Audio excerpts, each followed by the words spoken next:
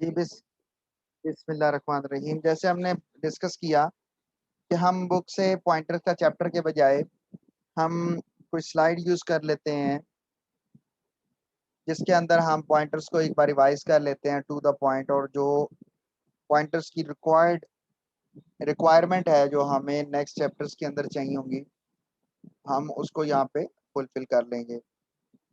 So pointers and dynamic memory allocation, there are two topic. Because अगर आप chapter number 10 देखें Robert लफोर की book के अंदर, तो वो चैप्टर को हाफ पे डिवाइड करता है। The first one is the pointer and the second one is the dynamic memory location via new and delete keyword. अगर आप देखें तो वहां पे भी आपको ये बड़ी क्लैरिटी के साथ ये डिफरेंशिएट मिलेगा कि वहां पर पॉइंटर्स का पोर्शन, फिर उसके बाद न्यू एंड डिलीट कीवर्ड से पॉइंटर्स का पोर्शन, तो दो अलग अलग कॉन्सेप्ट्स को वो अलग करता है। बात कर रहे थे हम पॉइंटर्स के बारे में, तो पॉइंटर्स के बारे में मैं बताना चाहूंगा क्लास कि पॉइंटर एक ऐसा वेरिएबल होता है, it's a special type of variable, it's a special type, it's not a simple variable, it's a special type of variable that used to hold the address of same type of variable. For the address we use ampersand operator that gets the address of a variable. मैंने जो बोला मैं बताना चाहूंगा कि example नीचे बनी है, मैं मेरे ख्याल से उसको इलेबोरेट कर दूंगा तो वो सारी चीजें क्लियर हो जाएंगी। This is the variable initialization. It's not a declaration, it's a initialization. If you declare and then assign that value, any value of same type to that variable, is called initialization. So n is integer and you're assigning 26 to n, so it is the initialization of the variable. What is this? This is called the declaration of pointer. And if you want to read this one, then it says pointer, ये देखें मैं कैसे बोल रहा हूँ, pointer to integer. This is called pointer to integer. ये देखें, ये खुद से बनाई हुई स्लाइड्स हैं, pointer to integer. So this is the declaration of a pointer. And how you, Pointer. yes, and how you can assign address to the pointer. Just pointer name, this is pn for pointer to n, pn. Normal pointers का नाम ptr लिखा जाता है ताकि indicate हो सके it's not a simple variable, it's a pointer, क्योंकि pointer ने सिर्फ एड्रेस होल्ड करना है according to definition of the pointer. pn is equal to ampersand n.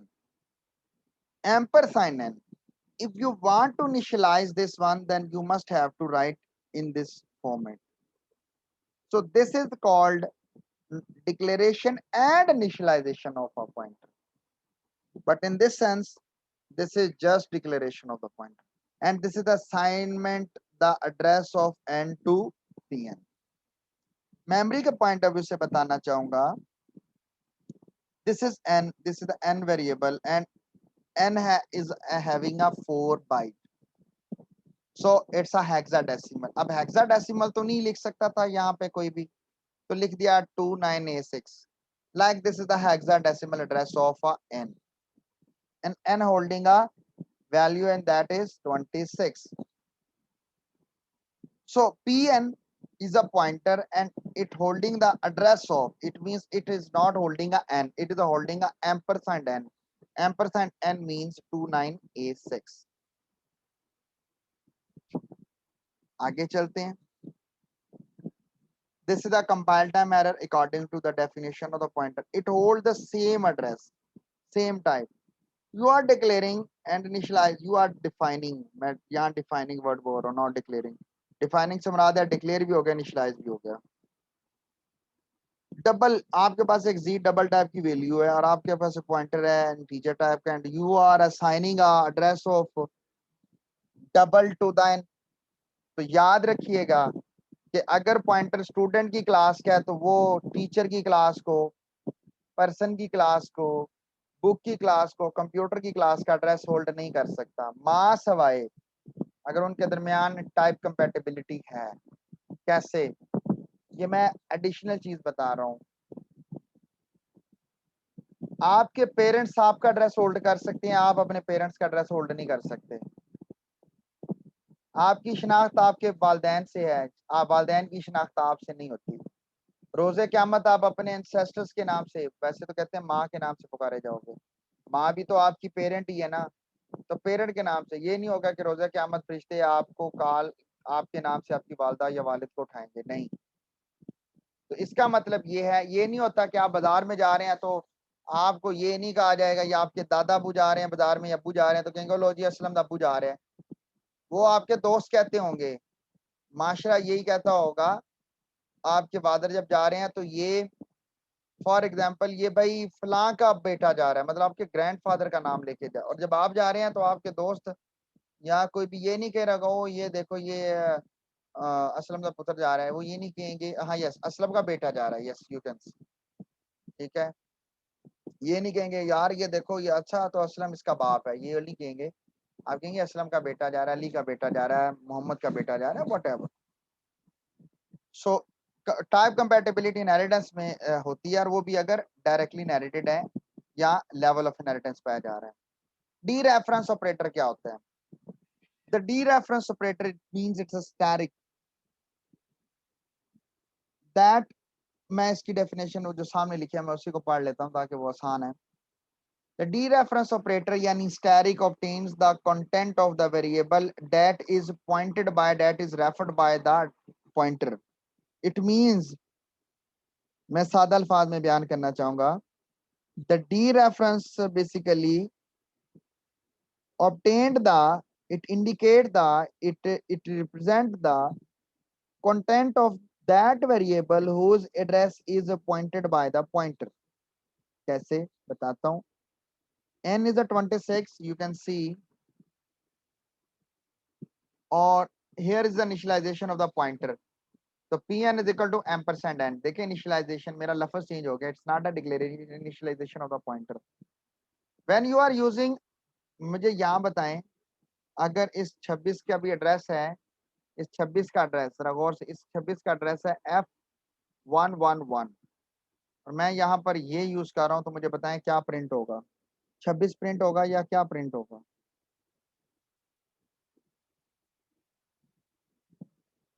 26 होगा सर। Are you sure? मैंने ये 26 होगा सर जी। 26 डी 26 रेफरेंस होगा। ऑपरेटर के जरिए यूज होगा जी। When you are using static pn, it means you are displaying the 26, but when you are using pn, it means you are displaying the address of pn। Sir address of address में pn तो नहीं है, address 20 means हाँ f, मैंने वो to address line of मैंने इसलिए कहा था, F1 सुन तो लें, it's a f111 like address of n is f111 and you are displaying pn, it means to say you want to display the content of the variable that is pointed by the pn। 26 No, that is F111 111 या tetra one जो। Sir, वो तो उसका address नहीं होगा। तो भाई मैं एड्रेस ही तो शो करवा रहा हूँ, because I am not using the D reference operator, I am using just PN. जरा गौर से देखो, स्टेटमेंट भी तो मैं चेंज कर रहा हूँ। Okay sir. When you are using static PN, it means you want to display yes the sir, मैं content। एड्रेस हाँ, when you are using dereference operator यानी static, it means you want to, मुझे जरा complete करने दीजिएगा sentence को ताकि बाकियों को समझ आ सके, और आपका इंटरनेट का इशू चल रहा है। When you are using dereference operator, it means you are accessing इसलिए it might be used कि वो प्रिंट कर रहा है, अपडेट कर रहा है, कहीं किसी ऑपरेशन में यूज कर रहा है। सो आई हैव नो आइडिया, मुझे नहीं पता कि वो क्या कर रहा है। सो इट मीन, मैं सादा अल्फाज कि the programmer want to access the content of the pointer if he and she use the dereference operator, but when it just pn use pn, it means it just directly use the pointer who is holding the address of any other variable of same type. अब जरा गौर से देखें, इसमें D reference को आसानी से और एक्सप्लेन किया गया है। देखें, आप डी रेफरेंस ऑपरेटर को यूज करके उन कंटेंट को भी चेंज कर सकते हैं जिन कंटेंट का एड्रेस पॉइंटर के पास है। मिसाल के तौर पे यार, मेरे पास एक घर का एड्रेस है, मैं कह सकता हूं कि उस घर के एड्रेस पर बैठे हुए लोगों को चेंज कर दो, पहले वहां अली रहता था, अब असलम को चेंज कर दो। ये तभी पॉसिबल होगा when I am using a D reference operator, क्योंकि मैंने कहा उन लोगों को, मेरा उन लोगों से काम तब होगा जब I am using D reference operator. Otherwise मैं कहूंगा कि इस घर पर एड्रेस, ये मेरे पास एड्रेस है बस, n is equal to 26 and pn is equal to %n। देखें, pn के पास f111 है मिसाल के तौर पे, लेकिन उस f111 पर 26 पड़ा हुआ है। So I am using a dereference operator, static pn is equal to 35। इसका क्या मतलब है? इसका मतलब ये है कि मैंने उस पॉइंट पर वैल्यू को मॉडिफाइड कर दिया है, चेंज कर दिया है। अब अगर मैं n को डिस्प्ले करूं या स्टैटिक pn को डिस्प्ले करूं, इट ऑलवेज शो द 35। क्यों 35? और भाई आपने n की वैल्यू को by using D reference operator 35 कर दिया। मैंने वहां ली था, मैंने कहा किराएदार असलम कर दो, मैंने कहा मैं जिसको पॉइंट कर रहा हूं उस जगह की वैल्यू चेंज कर दो, उस घर के लोगों को चेंज कर दो। अनदर असाइनिंग पॉइंटर, जरा गौर से देखें, असाइनिंग पॉइंटर क्या कर रहा है, एक ही जगह को दो पॉइंटर पॉइंट कर रहे हैं। So this is pn and this is pz, क्योंकि ये दोनों यूज होने हैं, and this is n and now this is pointing to this one, और इसका एड्रेस है जी f111, इसके पास एड्रेस है f111, क्योंकि इस मेमोरी का एड्रेस है f111। सो 26, ये देखें जी, ये 26, छोटा सा 26 लिख लेते हैं, this is 26। So static pn is equal to %n, हाँ जी बिल्कुल पॉइंट, अब इसके पास आ गया f111, pn को पता है मेरे पास f111 है, एंड स्टैटिक pz अभी किसी को पॉइंट नहीं कर रहा, उसने कहा कि pz is equal to fnn, और pn, सॉरी fnn कह रहा हूँ, pn। इसका मतलब यह है कि both are pointing to same location. जैसे मैं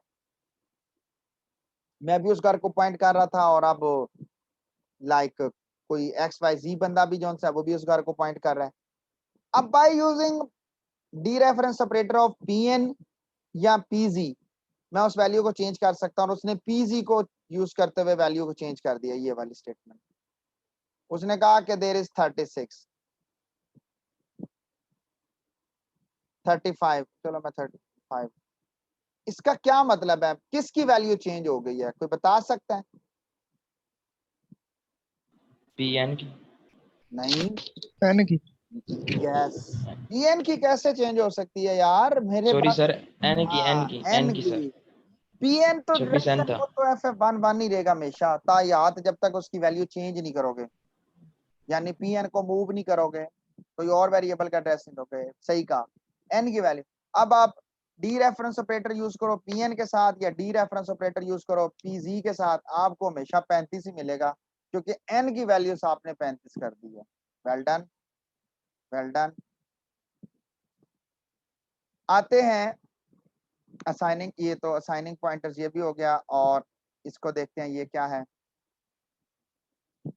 अब assigning a pointer by using D reference, ये भी मजे का है, ये भी देख लें। I have 2 pointers, there is pn and I think so there is pz, and pn is pointing to n, और इसके पास एड्रेस है कोई f111, ये इसकी वैल्यू है, ये इसकी वैल्यू है, इसकी वैल्यू है, and the pz is pointing to z exactly। अब n के पास भाई पड़ा हुआ है 26, और g के पास पड़ा हुआ है 0। सो n is 26 and pn is equal to n, ये बात तो कंप्लीट हो गई। g is equal to 0 and pz is equal to 0। अब उसने क्या गेम चलाई। अब उसने कहा है कि स्टैरिक पीजी, लफ्ज को गौर से सुनना है, मेरे वर्ड्स पे अब जरा ध्यान देना है कि मैं क्या लफ्ज बोलने लगा हूं, लफ्जों की बनावट देखिएगा। और स्टैरिक पीएन, स्टैरिक पीजी का मतलब ये है, जरा जरा गौर से सुनिएगा, पहले मैं इसकी बात करता हूं फिर मैं इस तरफ आता हूं। कहता है कि मैं जिसको पॉइंट कर रहा हूं, पीएन कहता है मैं जिसको पॉइंट कर रहा हूं, तुम पॉइंट करो F11 वाले एड्रेस को यानी एन को, डी रेफरेंस ऑपरेटर वाली बात आप बोलने लगा हूं। कहता है मैं जिसको पॉइंट कर रहा हूं वहां के कंटेंट, मैं जिसको पॉइंट कर रहा हूं, पीएन कहता है आगे डी रेफरेंस ऑपरेटर है, मैं जिसको पॉइंट कर रहा हूं वहां के कंटेंट, मैं पॉइंट कर रहा हूं एन को तो उसकी वैल्यू 26, उसे रख लो, ले लो, 26 दे रहा है, असाइनमेंट ऑपरेटर है ना, तो राइट से लेफ्ट से एक वैल्यू आएगी। कहां? पीजी कहता है जिसको मैं पॉइंट कर रहा हूं वहां रख दो। अब भाई तुम किसको पॉइंट कर रहे हो? लाइक ये है F000, तो पीजी किसको पॉइंट कर रहा है? पीजी के तो एड्रेस है 000। पीजी कहता है मैं जिसको पॉइंट कर रहा हूं F000 को, कहता है वहां पर वो कंटेंट रख दो, तो ये भाई फिर 0 नहीं रह जाएगा, ये डायरेक्ट 26 हो जाएगा। और अब जी की वैल्यू क्या होगी? 26। क्लियर होगी बात? 26. क्लियर होगी जी? Yes. ओके, आगे चलते हैं। अदर टाइप ऑफ पॉइंटर्स, रुक जाएं आगे करेंगे बात, ये भी ये चलें बता देता हूं, बस सुन लें, इसको बाद में देखेंगे। अदर टाइप ऑफ पॉइंटर से मुराद है कि you may have to declare the pointer to student. देखें ये लिखा हुआ है, ये देखें पॉइंटर टू स्टूडेंट, बाकी छोड़ दें अभी वो, ये फिर ऐसे चीजें खराब होंगी, हम इसको मैं सबको बाद में। स्टूडेंट स्टैरिक पीएस, बस एक चीज याद रखिएगा, when you are using the pointer to any kind of object, pointer to student not object, sorry, pointer to class होता है। पॉइंटर टू क्लास से मुराद pointer to student, pointer to computer, pointer to distance, pointer to rational, pointer to complex, teacher, person, scientist, manager, labour, जो भी आप हैं, plumber, lumbar, जो भी पढ़े हैं पीछे, याद रखिएगा it's just a pointer, it does not mean that you are creating the object. ये बांध लें ये बात को, it does not mean that you are creating the object, it just pointer that hold the address of student class, hold the address of student class, address student class, class का object बना होगा तो address देंगे ना।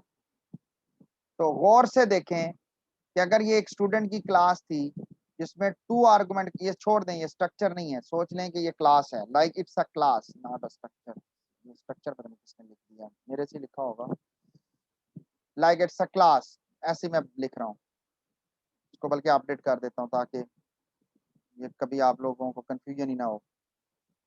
Structure का भी हो सकता है, ये बात नहीं है कि स्ट्रक्चर का नहीं हो सकता, स्ट्रक्चर का भी हो सकता है। एनीहाउ आपको सिर्फ समझाना मकसद है हमारा, आपको चीजें समझ आ जाए।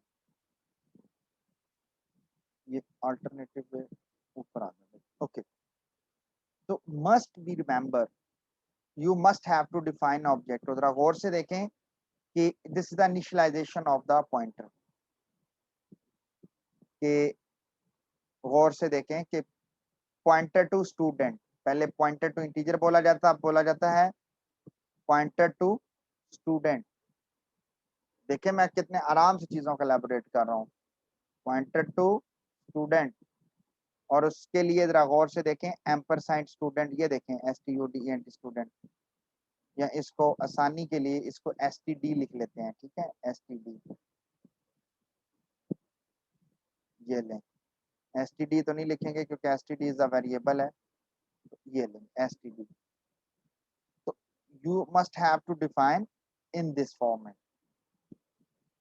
ठीक हो क्या? और it always use when you are accessing the object by using pointer, और उस पॉइंटर के पास उस सब्जेक्ट का एड्रेस होना चाहिए, तो then you must have to use the arrow operator. हमने बहुत बार यूज करना है, जैसे डॉट ऑपरेटर था, इस तरह एरो ऑपरेटर आ जाएगा. माइनस का साइन और बड़ी ब्रैकेट यूज होती है, ग्रेटर देन वाला सिंबल, बड़ी ब्रैकेट कह रहा हूँ, ग्रेटर देन वाला सिंबल. तो if you are accessing the member function of the, yeah, you want to call the member function of the class by using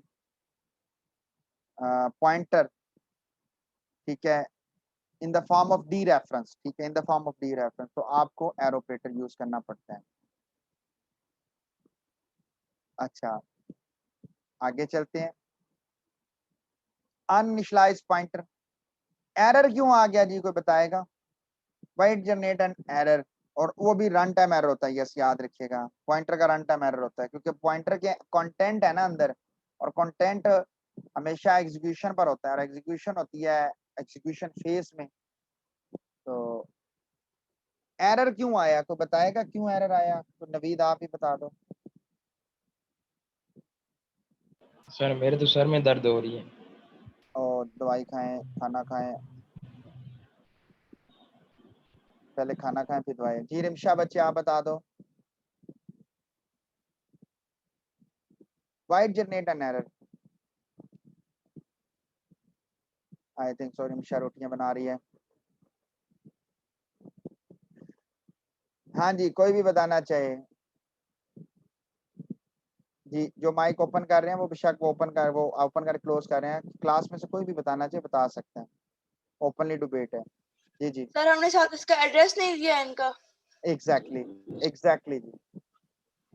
int n is equal to 30, yes, and the static p, और p किसको point कर रहा है? आपने सीधा d reference में n दे दिया. वो कह रहा है कि n को वहां रख दो जहां p पॉइंट कर रहा है. ओ भाई p तो किसको पॉइंट ही नहीं कर रहा. वेल डन इज़ा बच्चे, बहुत आला, बहुत आला, अच्छा लगा. कहता है तो फिर इस तरह के हल कैसे होंगे? कहता है इसका हल ये होता है कि आप पहले चेक कर लो कि पॉइंटर खाली तो नहीं पड़ा हुआ. अगर पॉइंटर किसी को पॉइंट ही नहीं कर रहा तो कहाँ, तो कहता है चेक कर लो कि कहीं वो खाली तो नहीं है. तो हमेशा पॉइंटर्स को बनाते वक्त नल से इनिशियलाइज कर दिया जाता है, ताकि पता चले अगर तो वो नल है तो खाली है, नल नहीं है तो मतलब वो एड्रेस लेके बैठा हुआ है. तो उसने चेक किया कि अगर नल नहीं है तो इसका मतलब यह है कि हम वहां कोई वैल्यू दे सकते हैं. अगर नल है तो इसका मतलब यह है कि उसको किसी का एड्रेस नहीं मिला हुआ. यहां तक आप लोगों ने पढ़ा था प्रोग्रामिंग फंडामेंटल में. और this is the dynamic allocation, this is the dynamic allocation. और मेरे ख्याल से आज के लेक्चर को यहीं पर ही वाइंड अप करते हैं. आप एग्रीगेशंस, बुक की एग्जांपल और इसको यहाँ तक करें. इंशाल्लाह ताला नेक्स्ट क्लास में ये जो 4-6 स्लाइड्स हैं, स्लाइड्स तो काफ़ी हैं, लेकिन हम इंशाल्लाह ताला इनको नेक्स्ट क्लास में डिस्कस करेंगे. जहाँ सर ये तक स्लाइड शेयर कर दें. जी मैं ये बिल्कुल करूँगा, अभी करूँगा, ये भी मैं थैंक यू शेयर सर. कर दूँ.